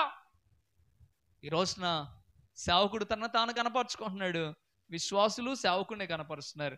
మరి దేవుణ్ణి కనపరిచేది ఎవరయ్యా అని దేవుడు చూస్తే అసలు దేవుడు దుఃఖాకాంతుడు అవుతున్నాడు తప్ప ఇంకొకటి ఏమీ లేదు. అందుకంటాడు, నా మహిమను దోచుకుంటున్నారు మీరు అంటున్నాడు. దేవుని మహిమను ఎవరు దోచుకుంటారో వారికి ఖచ్చితంగా దేవుని ఉగ్రతను చూస్తారో, అది నేనైనా నువ్వైనా మరి ఎవరైనా. అందుకే జాగ్రత్త. ఎవరికి మహిమ రావాలి? ఎవరికి మహిమ రావాలి? దేవునికి మహిమ రావాలి. ఇలా చెప్పాలి, దేవుడు సేవకుల్లోంటి బలంగా నాతో మాట్లాడాడండి, అంతే. దేవుడు మాట్లాడుతాడు, దేవుడు సరి చేస్తాడు, దేవుడు గొప్ప స్థితికి నడిపిస్తాడు, దేవుడే మనల్ని ఆశీర్వదిస్తాడు, దేవుడే స్వస్థపరుస్తాడు. పలానా పాస్టర్ గారి దగ్గరికి వెళ్తే మనం స్వస్థపడతామండి. అబ్బా, పాస్టర్ గారి దగ్గరికి వెళ్తే స్వస్థ కలిగిద్దా? అక్క, పాస్టర్ గారి దగ్గరికి వెళ్తే స్వస్థ కలిగిద్దా? అవునా చెల్లి? పాస్టర్ గారి దగ్గరికి వెళ్తే స్వస్థ జరిగిద్దా? ఎవరి దగ్గరికి వస్తే స్వస్థత కలిగిద్ది? ఎవరి దగ్గరికి వస్తే? ఇక్కడికి వస్తారు, దేవుని మీద నమ్మకం పెట్టుకోకుండా, పాస్టర్ మీద నమ్మకం పెట్టుకోకుండా వస్తారు. వచ్చాక అక్కడికి వెళ్తే స్వస్థత జరగలేదండి కదా. మళ్ళీ ఇంకొకటి, ఎక్కడ కూడా జరగలేదండి. నువ్వు యాడికి పోయినా జరగదండి. ఎందుకు జరిగిద్దండి? దేవుడు ఏమన్నాడు? నీ విశ్వాసమే. అవునా? ఫలానా పాస్టరే అన్నాడా? నీ విశ్వాసమే. అందుకే చాలా జాగ్రత్త. ఈ అంత్య దినాల్లో విశ్వాస జీవితంలో చాలా బలంగా మనం ఉండగలగాలి. హల్లెలూయా. అందుకే చెప్తున్నాడు, ఎవరికి మహిమ రావాలి? దేవునికి మహిమ కలగాలి. వాక్యం శీఘ్రంగా వ్యాప్తి చెందితే ఎవరికి మహిమ కలుగుతుంది? దేవునికి మహిమ కలుగుతుంది. ఈరోజు వాక్యం శీఘ్రంగా వ్యాప్తి చెందలేకపోవడం వల్ల సత్యమైన వాక్యం గురించి నేను మాట్లాడుతున్నా. దేవునికి వాక్యం ఉన్నది ఉన్నట్లుగా వ్యాప్తి చెందకపోవడం వల్ల మనుషులకు మహిమ వస్తుంది, కానీ దేవునికి మహిమ రావట్లేదు. ఈ విషయంలో మీరు ప్రార్థన చేస్తే దేవుడు కార్యం చేస్తాడు. హల్లెలూయా. ఖచ్చితంగా దేవుడు కార్యం చేస్తాడు. నమ్మిన వారు గట్టిగా చెప్దాం స్తోత్రం. హల్లెలూయా. ఈరోజు నువ్వు ప్రార్థించు, వాక్యం శీఘ్రంగా వ్యాప్తి చెందేలాగా ప్రార్థించు, దేవునికే మహిమ కలిగేలాగా ప్రార్థించు. అక్కడే రాస్తా ఉన్న మాట చూడండి, ఆరోదిగా ఏమంటున్నాడు, ఆరోదిగా చూడండి ఏమంటున్నాడు అక్కడే, దుష్ట మనుషుల చేతుల నుండి తప్పించబడు నిమిత్తం మేము మూర్ఖులైన దుష్ట మనుషుల చేతిలో నుండి బలంగా సేవ చేస్తే ఏమవుతుందయ్యా అంటే పూలదండలు రావు. బలంగా సేవ చేస్తే ఏమొస్తాయి? మెప్పులు రావు. బలంగా సేవ చేస్తే ఘనమైన స్థితి రాదు. ఏమొస్తుందయ్యా అంటే దుష్ట మనుషుల చేతిలో నుండి వారు విధించే శిక్షలు, వారు ప్లాన్లు, వారు చేసే ప్రతిదీ కూడా వస్తాయి. మన బైబిల్ అపోస్తలుల గారు మీరు చదివారు ఎప్పుడైనా? ఒకరోజు గట్టి కూర్చోండి పిల్లలారా, యవనస్తులారా మీకే చెప్తున్నా, ఒకరోజు గట్టి కూర్చోండి. జస్ట్ ఒక 2-3 గంటలు మీరు కూర్చుంటే ఈజీగా అయిపోతుంది. ఒక్కసారి కూర్చొని చదవండి. చదివితే మధ్యలో ఆపాలన్న ఆలోచన రాదు. మీరు ఖచ్చితంగా ఒక 2-3 అధ్యాయాలు చదివారు అనుకోండి, పూర్తయ్యేదాకా మీరు ఆపరు. ఎందుకంటే అంత బాగుంటుంది అపోస్తల కార్యం. ఎందుకంటే అంతగా సంఘం ఎలా ఎదిగిందో, ఆనాడు సంఘం ఏ రీతిని పనిచేసిందో, ఆనాడు సంఘం ఎంత బలంగా ఉందో అవన్నీ మనం తెలుసుకోవాలి. అప్పుడే మనం కూడా బలంగా ఉండగలుగుతాం. అపోస్తల కార్యం మీరు చూస్తే సేవకులు హింసించబడ్డారు, చంపబడ్డారు, రాళ్ళు పెట్టి కొట్టబడ్డారు, కొరడాలు సిలించబడ్డారు, రక్తము కార్చబడ్డది, తలకిందులుగా సిలవేయబడ్డారు. ఇదిగో వారు శిరచ్ఛేదనం జరిగిన సందర్భాలు మనం చూస్తాం. స్టీఫెన్ని చూస్తే రాళ్ళు కొట్టి చంపడం మనం చూస్తాం. ఇలాంటివి ఎన్నో మనం చూసాం. కానీ ఒక మాట చెప్తున్నా, అది ఘనమైన సేవ. హల్లెలూయా. నేను ఒకటే తీర్మానం చేసుకున్నా, కరెంటు షాక్ కొట్టి నేను వైర్ల మీద వేలాడుతూ ఉన్నాను. ఆ సమయాల్లో ప్రభువా అని గట్టిగా కేక వేశాను. ఆయన నన్ను విడిపించాడు. ఆ రోజు నేను మోకాళ్ళుని ప్రార్థన చేసుకున్నా, ప్రభువా అంతకుముందు మారమని ఎన్నోసార్లు దేవుడు చెప్పినా, దేవుడే వచ్చి చెప్పినా నేను విన్నో. మా అమ్మ మా నాన్న సేవకులే, వాళ్ళ మాట అస్సలు వినే వ్యక్తిని కాదు. మీరేంటి నాకు చెప్పేది? మీరు నన్ను మారమంటవేంటి? మీరు నన్ను బాప్తీసం తీసుకోమంటవేంటి? అలా చెప్పొద్దు అని వాళ్ళని రోడ్డు మీదకి వీడ్చి మరి గొడవ పెట్టించేవాడిని. నేను వాళ్ళ పరువు తీసేవాడిని. ఎంత చెప్పినా నేను వినకపోయేవాడిని. ఆఖరికి దేవుడే నన్ను పట్టుకున్నాడు. కరెంట్ షాక్ కూడా. అంతకుముందు దేవుడు మాట్లాడాడు, దేవుడు నాలో నుండి ప్రేరణతో మాట్లాడాడు. ఎక్కడైనా నువ్వు మారు మనసు పొందావని దేవుని గద్దింపు నాలోనికి వచ్చి నా స్నేహితుడి ద్వారా నేను బలంగా ఇంకా దేవుళ్ళు ఎదగాలని సిద్ధపడగలిగాను. మా నాన్నగారు పాస్టర్ గారు, నా స్నేహితుడు వచ్చి అక్కడ అసిస్టెంట్ పాస్టర్గా చేస్తున్నాడు. ఇక నాకు విలువ లేదు, ఏమీ లేదు. నాకు రోజు గుచ్చుకుంటా ఉంది మనసుకి, ప్రభువా ఏంటి నాయన ఇట్లయిపోయినా నా పరిస్థితి అని. అప్పుడు ఏడవడం ప్రారంభించా. అప్పుడు దేవుడు నాతో ఇక్కడైనా నువ్వు మారుతూ నిన్ను వాడుకుంటాను దేవుడు ప్రేరణిస్తే, అప్పుడు మోకాళ్ళని ప్రార్థన చేశాక దేవుడు అన్నాడు, సాతాను చేతిలోని తప్పిస్తా అని చెప్పాడు. బాప్తీసం తీసుకోమని దేవుడు గద్దిస్తే బాప్తీసం తీసుకున్న వారానికి కరెంటు పోల మీద వేలాడుతున్నా. ప్రభువా నన్ను బతికిస్తాను నువ్వు చెప్పావు, నన్ను వాడుకుంటా అని చెప్పావు, కానీ ఈరోజు ఈ పరిస్థితిలో నేను ఉన్నాను ప్రభు అని గట్టిగా యేసయ్యా అని కేక వేస్తే దేవుడు నన్ను అక్కడ నుండి విడిపించాడు. కరెంట్ షాక్ కొట్టిన నోటి నుండి మాట రాదు, మీరు ఎప్పుడైనా గమనించారో లేదో, కానీ దేవుని కృప వల్ల ఆ రోజు నా నోటి నుండి మాట రప్పించి దేవుడు విడిపించాడు. ఆ రోజు నేను మోకాళ్ళు నీ ప్రార్థన చేసుకున్నా, రాజేష్ ఇక లేడు ప్రభువా, నా బ్రతుకు నేను బ్రతకను, చస్తే నీ కొరకే చేస్తా, బ్రతుకుతే నీ కోసమే బ్రతుకుతా అని ఆ రోజు మోకాళ్ళు నీ ప్రార్థన చేసుకొని నిలబడ్డాను. గత 10 సంవత్సరాల విషయం మాట మీకు చెప్తా ఉన్నాను నేను. అర్థమవుతుందా? ఆ యవన కాలంలో అప్పుడు మోకాల్లోని నేను ప్రార్థన చేసుకున్నా, ప్రభువా నా జీవితం అంతా నీకోసమే నేను పనిచేస్తా, ప్రాణం పోయినా పర్వాలేదు ప్రభువా, రోషంతో నేను బతుకుతా, రోషంతోనే సేవ చేస్తా, అలాంటి కృప నాకు దయచే ప్రభువా నేను ప్రార్థన చేసుకున్నా. దేవుడు అలాంటి స్థితినిచ్చాడు, అలాంటి తెగింపునిచ్చాడు, అలాంటి సేవ చేయడానికి దేవుడు అవకాశాలు దేవుడు నాకు ఇచ్చాడు. ఎందుకు ఈ మాట మీకు చెప్తున్నానంటే, మనం రోషంగా ప్రభు కొరకు బ్రతికే వారిగా మనం ఉండాలా.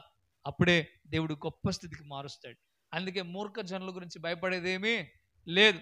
వచ్చి చెప్పామా దేవుని మాట, వెళ్ళామా అన్నట్లుగానే మనం బ్రతకాలి. హల్లెలూయా.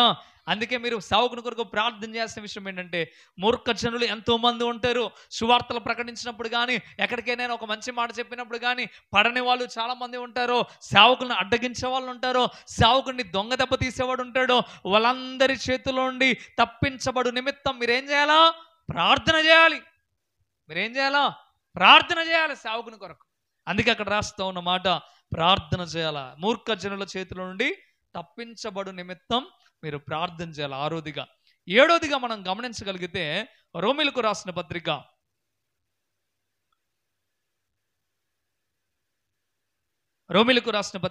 15వ అధ్యాయం 30వ వచనం మనం చూద్దామా? రోమీయులకు రాసిన పత్రిక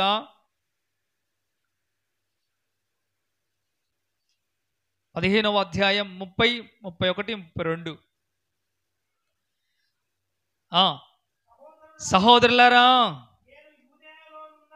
నేను లూర్దియాలో ఉన్నా, యూదియాలో ఉన్నా, అవిధేయుల చేతిలో నుండి తప్పించబడి యెరూషలేములో చేయవలసి ఉన్న ఈ పరిచర్యను పరిశుద్ధులకు ప్రీతికరమగునట్లు నేను దేవుని చిత్తము వలన సంతోషముతో మీ వద్దకు వచ్చి మీతో కలిసి విశ్రాంతి పొందినట్టును మీరు నా కొరకు దేవునికి చేయు ప్రార్థన యందు నాతో కలిసి పోరాడవలనని మన ప్రభు అయిన యేసుక్రీస్తును బట్టి ఆత్మ వలని ప్రేమను బట్టి మిమ్మల్ని బతిమిలాడుతున్నాడండి సేవకుడు.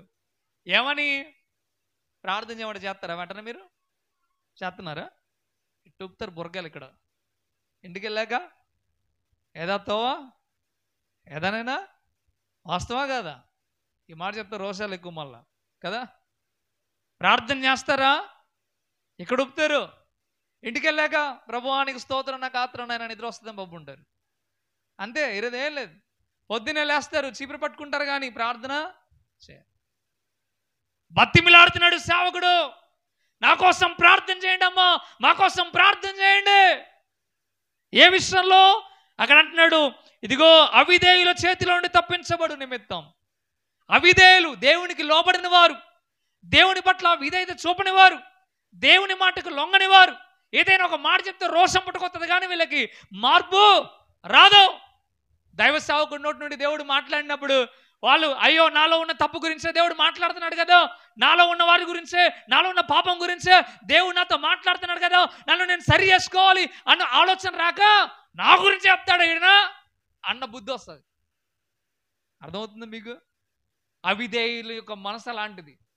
పాస్టర్ గారు నా గురించి చెప్తున్నాడు వాక్యంలో అంటారు. నేను మాట్లాడుతా, పాపం చేసిన గురించి కాకపోతే ప్రభు ఎవరి గురించి మాట్లాడతాడు? దేవుడు ఎవరితో మాట్లాడతాడు? అపోస్తల కార్యం 2:38 ప్రకారం మనం చూస్తే అక్కడ బలముగా వాక్యం చెప్పాడు పేతురు. చెప్పినప్పుడు వాళ్ళకి ఏమైంది? గుచ్చుకుందట. నొచ్చుకొని అనే మాట రాయబడింది అక్కడ. వాక్యం విని హృదయములో నొచ్చుకొని. వాక్యం చెప్పినప్పుడు గుండెలో గుచ్చుకోకపోతే అది వాక్యమే కాదు. మిమ్మల్ని మెప్పించడానికి చెప్పే వాక్యాలు వేరు, కానీ వాక్యం, నిజమైన వాక్యం ఏం చేస్తుందంటే, వాక్యము ఖడ్గము కనుక అది దిగిపోద్ది, గుండెల్లో గుచ్చుకపోద్ది. నువ్వు చేసిన తప్పును తేటగా నీకు చూపిస్తుంది. ఇదిగో నువ్వు లోబడిన తనాన్ని తేటగా చూపిస్తుంది. వీటన్నిటిని నీతో మాట్లాడుతూ నిన్ను సరిచేయడానికి సిద్ధపడుతుంది వాక్యం. అవిధేయుల చేతిలో నుండి తప్పించబడు నిమిత్తం. వాక్యం నీ లోబడాలనే మనసు లేకుండా సేవకుడి మీద తిరగబడేవారు చాలా మంది ఉన్నారు. అలాంటి వారి చేతిలో నుండి విడిపించబడటానికి ప్రార్థన చేయమని చెప్తూనే ఇంకేమంటున్నాడు అక్కడ? ఈ పరిచర్య పరిశుద్ధులకు ప్రీతికరంగా ఉండినట్లు, పాపులకు కాదు. ఈ పరిచర్య ఎవరికి ప్రీతికరంగా ఉండాలా? ఎవరికి ప్రీతికరంగా ఉండాలా? నువ్వు పాపం చేసి వస్తావు, నిన్ను మంచిగా అన్ని విషయాలు ముందు కూర్చోబెట్టాలా, నీకే మైక్ ఇయ్యాలా, నీకే అన్ని చేయాలా, నీ సాక్ష్యాన్ని బట్టి ఎవడు చర్చికి రాడు. కానీ నీకేంటి? నిన్ను ముందు పెట్టాలి. ఎట్లా పెడతాడు?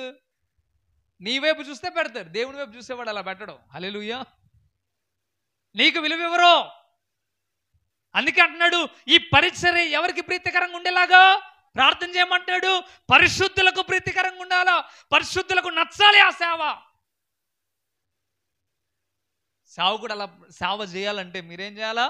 ప్రార్థన చేయాలా. అలాగే సంఘంలో ఉన్న మీరందరూ మిమ్మల్ని మీరు సరి చూసుకోవాలా, మిమ్మల్ని మీరు ఏం చేయాలా, సరి చూసుకోవాలి. అలా కాకుండా మీరు ఉన్నారు అంటే అది ఖండితము కానే కాదు. పరిశుద్ధులకు ప్రీతికరంగా సేవ ఉండేలాగా మీరు ఏం చేయాలా, ప్రార్థన చేయాలి. చేస్తున్నారా? ఇవన్నీ మీకు ప్రార్థన అంశాలు. ఇప్పుడు వాక్యం ముగించాక ప్రార్థన చేస్తారు కదా, వీటిని కూడా మీ మనసులో పెట్టుకొని బలంగా ప్రార్థన చేయండి. సేవకుల కొరకు ఈ దినాల్లో ప్రార్థన చేయాలా, సేవకులకు ఈ దినాల్లో బలంగా ఎప్పుడు నాకు అది ప్రభువా ఇది ప్రభువా ఎందాక అడుక్కుంటా నాకు అర్థం కాక. దేవుణ్ణి అడకపోయినా ఇవ్వడా? ఇస్తాడా ఇవ్వడా? అవసరాలు తీరుస్తాడా తీరవడా? కనీస అవసరాలు తీర్చుకొని ఉంటాడా? కనీస అవసరాలు తీర్చుకొని ఉంటాడా దేవుడు? ఆకాశ పక్షులను చూడండి రా నాయనా, ఎందుకు మీరు చింతపడతారు, ఎందుకు మీరు బాధపడతారు, ఎందుకు రబోదీపం మొత్తుకుంటారు, వాటిని చూడు నేను పోషించట్లేదా? మిమ్మల్ని కూడా నేను పోషిస్తా. ఎంత ఖండితంగా చెప్పాడు ఆయన. పోషిస్తాడు ఆయన.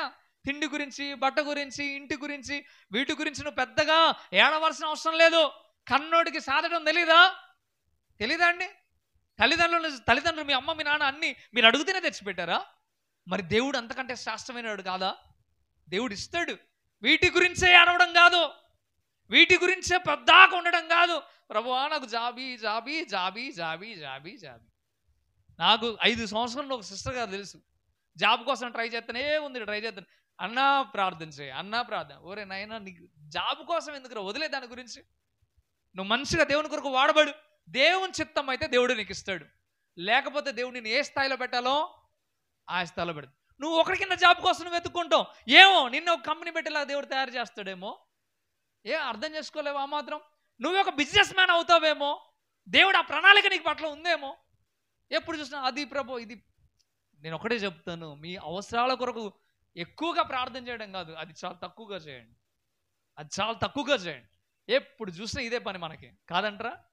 ఎప్పుడు చూసినా ఇదే ప్రార్థన మనకి. ప్రభా నా బిడ్డలను చూడండి, వాళ్ళకి అవసరాలు తీర్చండి, నాకు అవసరాలు తీర్చండి, అక్కర్లేదు.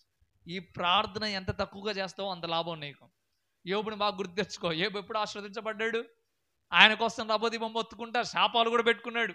ఏంది ప్రభువా, ఏందినైనా ఇదినైనా, ఆఖరికి అస్సలేలా దేవుడు. 1వ అధ్యాయంలో చూసాం మనం ఆయన పరిస్థితి. ఆయన మొత్తం కోల్పోవడం 1వ అధ్యాయం. కొన్ని అధ్యాయాలు గడిచిన తర్వాత ఎప్పుడైతే తన స్నేహితుల కొరకు ప్రార్థన చేయడం ప్రారంభించాడో, ఇతరుల కొరకు ప్రార్థన చేయడం ప్రారంభించాడో, అప్పుడు దేవుడు మరలా పోగొట్టుకున్న ఆశీర్వాదాన్ని 2 దేవుడు దయచేశాడు. నీకోసం నువ్వు ఏడ్చినంత మాత్రాన ఎప్పటికూ లాభం పొందలేవు. నీ ప్రార్థన ఎలా ఉండాలంటే దేవునికి అనుకూలంగా ఉండాలండి. దేవుడు మెచ్చాలా. నీ ప్రార్థన నీకు నచ్చితే కాదు. సొలొమోను ప్రార్థన దేవుడు ఎందుకు ఆలకించాడు అంటాడు దేవుడు, నీ ప్రార్థన నాకు అనుకూలమాయను గనక. ఏమంటాడు? నాకు అనుకూలమాయను గనక అంటాడు. ఆ పదం క్లియర్గా రాయబడింది అక్కడ. అనుకూలమాయను గనక. ఎవరికి అనుకూలం కావాలి నీ ప్రార్థన? నీ ప్రార్థన ఎవరికి అనుకూలం అవుతుంది? చెల్లి, నీకు మాత్రమే అనుకూలం కదా. అలా ఉండొద్దు. మన ప్రార్థన ఎవరికి నచ్చాలా? అప్పుడు రైట్ అంటాడు ఆయన, లేకపోతే ఎన్న కూడా అండి ఆయన.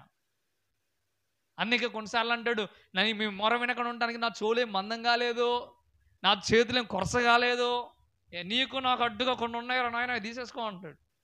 5 ఇయ్యం మనం కదా. మన ప్రార్థన విషయంలో చాలా జాగ్రత్తగా. నిజంగా చెప్తానండి, దేవుని కృప వల్ల నేను ఒకటే ఒక మాట చెప్తాను, ప్రభు నాకు ఇది ఇస్తాడు అని ఒక మాట చెప్తాను అంతే.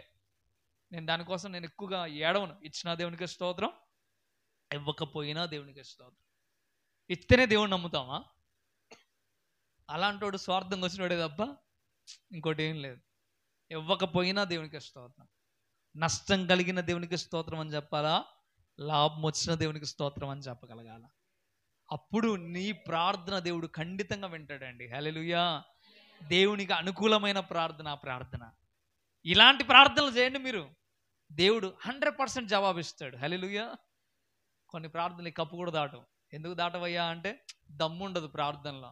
చేస్తారు, చేయరని నేను అన్నాను. గంటలు ఉపవాసం ఉండి ప్రార్థన చేస్తారు.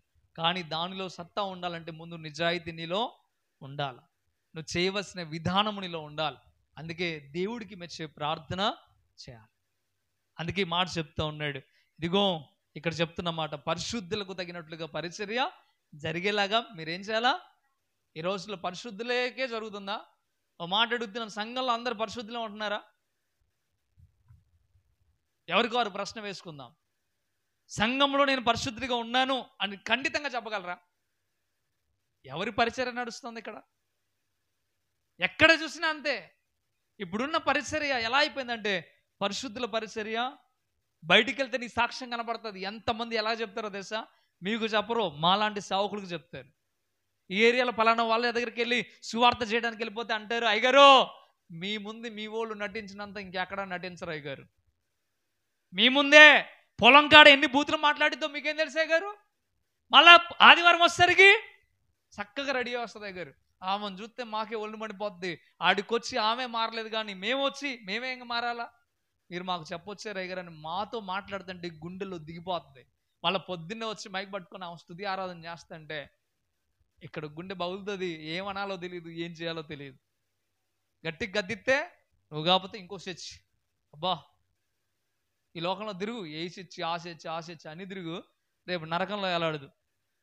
మనసు మార్చుకోవాలా. గద్దించినప్పుడు మెడబెట్టి చర్చిలోండి బయటికి నెట్టిన సేవకుడు, ఇది మా మందిరం అయ్యగారు, నేను ఇక్కడే ఉంటా, నన్ను నేను మార్చుకుంటా అని చెప్పగలగాలి. కానీ వెళ్ళిపోయి ఇంకొక్కడ చూసుకుంటా అనుకోవడం కాదు. మనసును మార్చుకోవాలి.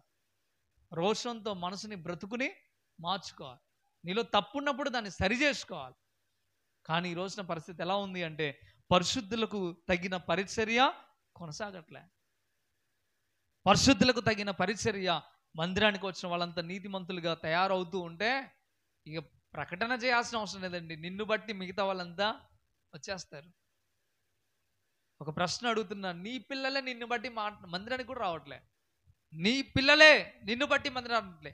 నీ భర్తే నిన్ను చూసి మందిరానికి రావట్లే. గైనే గుర్తు ఆయన మీద. చర్చికి వెళ్తుంది, నెమ్మలమే లేదు ఆమెకి. ఎందుకు రా చర్చికే అంటే వస్తాడా? బైబిల్ చెప్తుంది 1 పేతురు 3వ అధ్యాయం ప్రకారం స్త్రీ తన యొక్క చక్కని నడవికను బట్టి వాక్యం లేకుండానే తన భర్తను రాబట్టొచ్చు. యాడికి? దేవుని సన్నిధికి. వాక్యం కూడా అవసరం దానికి. నిన్ను చూస్తే చాలు వచ్చేస్తాడు. మనం అట్ట కాదుగా. మనం అట్టనా? ఇక్కడ ఎంత భక్తి ఉంటుందో అక్కడికి వెళ్తాక అంత రచ్చ ఉంటుంది. అలాంటి పరిస్థితి కాదండి. అందుకే పరిశుద్ధులకు ప్రీతికరంగా మన జీవితం ఉండాలి. ఆ రీతిగా ఉంటే అది నిజమైన పరిచర్య. అప్పుడు సేవకుడు సంతోషిస్తాడు, సేవకుడు కూడా ఆనందిస్తాడు. నా కుటుంబాన్ని కూడా ఇంత చూసుకోలే, నేను నా పిల్లల్ని కూడా ఇంత చూసుకోలే. పరిచర్య సంఘ బిడ్డలు దేవుళ్ళు ఎదగాల, వాళ్ళే నిలబడాలా. నా భార్య గురించి కానీ నా పిల్లల గురించి కానీ ఎవరి గురించి ఆలోచించకుండా, బంధువుల చుట్టాలకి పెళ్ళిళ్ళకి పబ్బాలకి అన్నిటికీ దేనికి వెళ్ళకుండా దేవుని సంఘమే ఇంపార్టెంట్ అని భావించి ఇంత త్యాగం చేసి ఇంత నిలబడితే రేపటి రోజున నేను దేవుని ముందు దేన్ని నిలబట్టగలను అని ఆ సేవకుడు ప్రశ్నించుకున్నప్పుడు ఆనందం రావాలి కానీ దుఃఖం రాకూడదండి. అపోస్తలుడైన పౌలు అంటాడు, ఇదిగో మిమ్మల్ని దేవుని ఎదుట నిలబెట్టడం కంటే మించిన భాగ్యం మరొకటి లేదంటాడు ఆయన. అదే నా గొప్ప ధన్యతగా భావిస్తానని చెప్తాడు ఆయన. అదే విలువైనది అని చెప్తాడు ఆయన. మిమ్మల్ని అందరినీ ప్రభు దగ్గర నిలబెట్టడానికి సేవకుడు ఎన్నో త్యాగాలు చేస్తాడు. అందువల్ల మీరు పరిశుద్ధంగా ఉండాలా, సేవ పరిశుద్ధంగా నడవాలని మీరు ఏం చేయాలా? ప్రార్థన చేయాలి. ఎప్పుడైతే మనం అలా నిలబడతామో దేవుడు బలంగా ఇంకా సేవ ముందుకు తీసుకెళ్తాడు. హల్లెలూయా. ఆఖరిగా మరొక మాట చెప్పి నేను ముగిస్తాను. చూడండి, ఎఫెసీయులకు రాసిన పత్రిక 6వ అధ్యాయం 19వ వచనం. ఆఖరికి మాట చెప్పి నేను ముగిస్తాను. చూడండి, ఎఫెసీయులకు రాసిన పత్రిక 6వ అధ్యాయం 19వ వచనం. తీసారా? పేజ్ నెంబర్ 177వ పేజీ.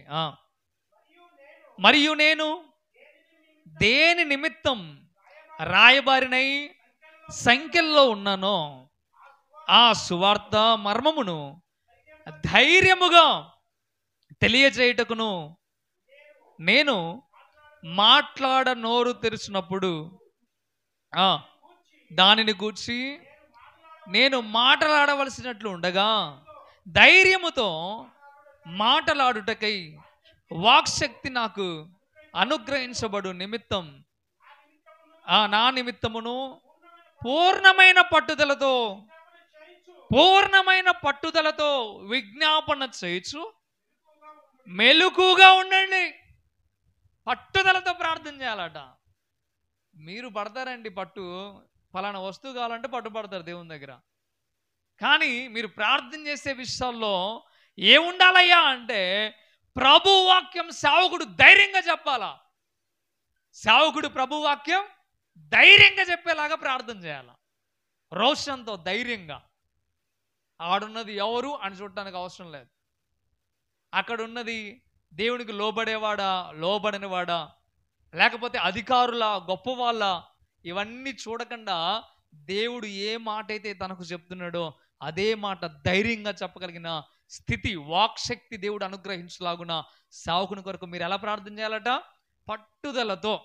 ఎలా ప్రార్థన చేయాలా? పట్టుదలతో బలంగా మోకాళ్ళుని ప్రార్థన చేసేవారిగా మీరు ఉండాలి. అప్పుడు సేవకుడు ఎక్కడికి వెళ్ళినా రోషంతో గట్టిగా ధైర్యంగా సేవ చేస్తాడు. వాక్శక్తి అనుగ్రహించకొలది గట్టిగా మాట్లాడతాడు. స్టెఫెన్ని మీరు గమనించండి. స్టెఫెన్ మాట్లాడుతూ ఉంటే అవతల వాళ్ళకి రోమాలు నిక్కర పొడిచాయి, రోషం పుట్టుకొచ్చింది, చంపేద్దాం అన్నట్లుగా పళ్ళు పటపట కొరుకుతూ ఆయన మీద పడిపోయారు. వాక్శక్తి అనుగ్రహించుకొలది ఎలా మాట్లాడాడు? ధైర్యంతో మాట్లాడాడు ఆయన. అక్కడ ఇంతమంది ఉన్నారు కదా, నన్ను చంపేస్తే అదేం సీన్ లేదు. అక్కడ వాళ్ళు నన్ను చంపినా పర్వాలేదు, దేవుడు నన్ను ఏం చెప్పమన్నాడో అదే నేను చెప్తా. వాక్శక్తి, దేవుడు ఏం చెప్పమన్నాడో అది చెప్పగలగాలి సేవకుడు. ఎవరినో చూసి భయపడే స్థితి రాకూడదు సేవకునికి. సేవకుడే ఒకవేళ భయపడి ఆ మాట ఎనికి తగ్గిస్తే ఏమవుతుందో తెలుసా? నశించిపోతారు. అలాంటి స్థితికి ఉండకూడదు. యోనాని మీరు గమనించండి, మీకు అర్థమవుతుంది. యోనా ఏం చేశాడు? వాక్శక్తి దేవుడు అనుగ్రహించాడు కదా. ఏమన్నాడు యోనాతో దేవుడు? వెళ్ళు, నేను చెప్పిన మాటని నువ్వు బలంగా అక్కడ చెప్పు. ఎక్కడికి వెళ్ళమన్నాడు? తర్తీసుగా. ఎక్కడికి వెళ్ళమన్నాడు? నినేవే ప్రాంతానికి వెళ్ళు, నేను చెప్పమన్న మాట నువ్వు అక్కడ బలంగా. మరి యోనా ఎందుకు పారిపోయాడు అంటారు? నినేవే ప్రజలు ఎలాంటి వాళ్ళో తెలుసు గనక, వాళ్ళు క్రూరులు, భయంకరులు, వారు మనస్సాక్షి కూడా వాతవేయబడిన వాళ్ళ స్థితి వాళ్ళది, వాళ్ళు చంపేస్తారు, అందువల్ల నేను అక్కడికి వెళ్ళలేనని పారిపోవడం ప్రారంభించాడు. వాక్శక్తి దేవుడు అనుగ్రహిస్తే అది చెప్పడానికి యోనా భయపడ్డాడు. కానీ దేవుడు ఊకున్నాడా? శాపకు పని పెట్టాడు, అన్నిటికీ పని చెప్పాడు, అన్నీ తీసుకొచ్చి మళ్ళా ఆడ గక్కిచ్చి మరి నువ్వు ఇకనైనా పో, మళ్ళీ ధైర్యపరిచి పొమ్మని చెప్తే అప్పుడు పోయాడు. అప్పటికి తిరిగితనంతోనే చేశాడు. కానీ బలంగా చేశాడండి. 3 రోజులు ప్రయాణం చేయాలి లెక్క ప్రకారం. 3 రోజులు ప్రయాణం చేస్తే ఆ ఊరు కంప్లీట్ అవుతుంది. అర్థమవుతుందా? కానీ ఏం జరిగింది సార్? సింగిల్ డే సిక్కని ఎట్లా వెళ్ళచ్చు? ఎందుకని పోయిండు ఊరి చివరికి. ఏంది ఎటుగూడి ప్రాంతం ఎట్టో నశిస్తుంది, వీళ్ళు ఎట్టో మారు మనసు పనరు, దేవుని ఉగ్రత ఖచ్చితంగా దిగొస్తుంది అని వెళ్ళిపోయాడు. కానీ లోపల జరుగుతున్న విషయం ఏంటి తెలుసా? భయంకరమైన క్రూరులే, భయంకరమైన దేవునికి విరోధులే మోకాళ్ళుని ప్రార్థన చేయడం ప్రారంభించారు. ఆ ప్రాంతంలో గొప్ప మార్పు రావడం ప్రారంభించాడు. యోనా ఆకాశంత ధైర్యం చేస్తేనే అంత జరుగుతే, ఇంకా ధైర్యంగా ప్రభు వాక్యాన్ని బలంగా చెప్తే ఏమయ్యేదంటే ఇలా ఊగిపోయేది. హల్లెలూయా. ఆనాడు రోషం కలిగి సేవకులు ఎంతో మంది సేవ చేశారు. ఈనాడు రోషం కలిగి సేవ చేసే వాళ్ళు కావాలి. అధికారులకు భజన చేయడానికి కాదు, ఫలానా పార్టీకి భజన చేయడానికి కాదు, ఫలానా వాళ్ళకి బానిసగా వెళ్ళిపోవడానికి కాదు, రోషంతో ధైర్యంగా సేవ చేసేవాళ్ళు. అది ఎప్పుడు సాధ్యమవుతుందయ్యా అంటే మీరు పట్టుదలతో కూడా ప్రార్థన చేయాలి. ఒక భాగం ఏమని ప్రార్థన చేయమన్నాడు? అందుకే అన్నాడు కదా అక్కడ, ఏమన్నాడు? నా నిమిత్తము పూర్ణమైన పట్టుదలతో విజ్ఞాపన చేయొచ్చు మెలకుగా. ఆయన పని ఆయన చూసుకుంటారు అనుకోవద్దు. మీరు పూర్ణమైన పట్టుదల మీకు ఉండాలా? ఇంకేం చేయాలా? మెలకుగా ఉండి ప్రార్థన చేయాలా, విజ్ఞాపన చేయాలా. అట్లా కాదు, సేవకుడు వాక్యం చెప్తే ఇందామా పోయామా, అంతేనా? ఇక మీదట ఉండకుందురు గాక. ఒక్కళ్ళ నోట్లో కూడా ఆమె రాలేదురా నాయన. జోలబడినట్టుందా? హల్లెలూయా. ఎంత గట్టి చెప్పినా జోలబడిందంటే సాతానే పాడింది మిమ్మల్ని. హల్లెలూయా. ఎందుకయ్యా అంటే ఈ మాటలు మీ మనసులో భద్రపరుచుకొని మీరు ప్రార్థన చేస్తే కొన్ని ప్రాంతాలు కదిలించబడతాయి. కొంతమంది సేవకుడు బలంగా లేస్తారు దేవుని పరిచర్య కొరకు. నీవు ప్రార్థన చేస్తే దేవుని రాకడ రావాలి, నేను పరలోక రాజ్యం చేరాలని ఎంతమందికి ఆశ ఉంది ఇక్కడ? దేవుని రాకడ రావాలి, నేను పరలోక రాజ్యం చేరాలి. ఎంతమంది ఆశ ఉంది? దేవుని రాకడ ఎందుకు ఆలస్యం అవుతుంది? దేవుని రాకడ ఎందుకు ఆలస్యమైందని బైబిల్ వాక్యం చెప్తుంది. అంతటా అందరూ మారు మనసు పొందాలని దేవుడు చూస్తూ ఉన్నాడు. అందుకే తన రాకడ ఆలస్యం చేస్తున్నాడని బైబిల్లో రాసి ఉంది. ఇప్పుడు చెప్పండి, మీరు కాముగా ఉంటే అంతటా మారు మనసు అవుతుందా? మీరు కాముగా పండుకుంటే అవుతుందా? మీ వరకు మీరు చూసుకుంటే అవుతుందా? కన్నీళ్ళు విడిచి పట్టుదలతో ప్రార్థన చేస్తే రోషం కలిగిన వారిని దేవుడు పని కొరకు దేవుడు లేపుతాడు. అప్పుడు గొప్ప పరిచర్య నడుస్తుంది. ఆయన రాకడ త్వరగా వస్తుంది. మనమందరం కూడా పరిశుద్ధుల గుంపులో వెళ్ళిపోయి సంతోషంగా ప్రభుతో పాటు ఆనందిస్తాం. అలాంటి గొప్ప దీవెన కృప రావాలంటే మనం బద్ధకస్తులుగా, మనం నీరసం కలిగిన వారిగా ఉండకూడదు. మెలకువ కలిగిన వారిగా ఉండి పట్టుదలతో ప్రార్థించే వారిగా మనం ఉండాలా. ప్రభు పని చేసేవారిగా మనము ఉండాలి. ఆ రీతిగా మనం అందరం ఉందుముగాక, ఉందుముగాక, ఉందుముగాక. అలాంటి గొప్ప స్థితి దేవుడు మనకిస్తాడు. ఇప్పుడు చెప్తారా? నా ప్రసంగం అయితే అయిపోయింది, మోకాళ్ళు ఇద్దాం, ప్రార్థన చేద్దాం. ఈ 5 విషయాలన్నా మీరు చెప్పారు. దేవుని స్తోత్రం. మంచిది, కళ్ళు మూసుకొని ప్రార్థన చేద్దాం. పరిశుద్ధుడా, వందనాలు ప్రభా, మీకు లెక్కలేని స్తోత్రం. ఈరోజు ఈ సమయంలో ప్రభా కొన్ని మాటలు మేము విన్నాం. నీ పరిచర్య గురించి, నీ సేవ గురించి.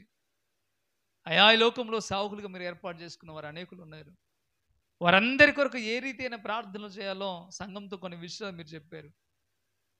సంఘమునైనా వాటన్నిటిని గ్రహించి ముందుకు కొనసాగడానికి సహాయము దయచేయమని, బలపరిచి స్థిరపరచమని, విత్తబడిన వాక్యం ఫలించి అభివృద్ధి పొందుటకు సహాయము దయచేయండి. వాక్యం ప్రకారం ప్రభువా నీ బిడ్డలందరూ బ్రతకడానికి సహాయం దయచేయండి. మీరే మేలుతో నింపి నడిపించి దీవించి ఆశీర్వదించమని, కృప చూపించమని యేసయ్య నామములో మిక్కిలి బతిమిలాడి వేడుకుంటున్నాము తండ్రి. ఆమేన్, ఆమేన్. మంచిది, అందరికీ కూడా వందనాలు. సమయం ఇచ్చిన దేవునికి అలాగే సేవకునికి హృదయపూర్వకమైన వందనాలు.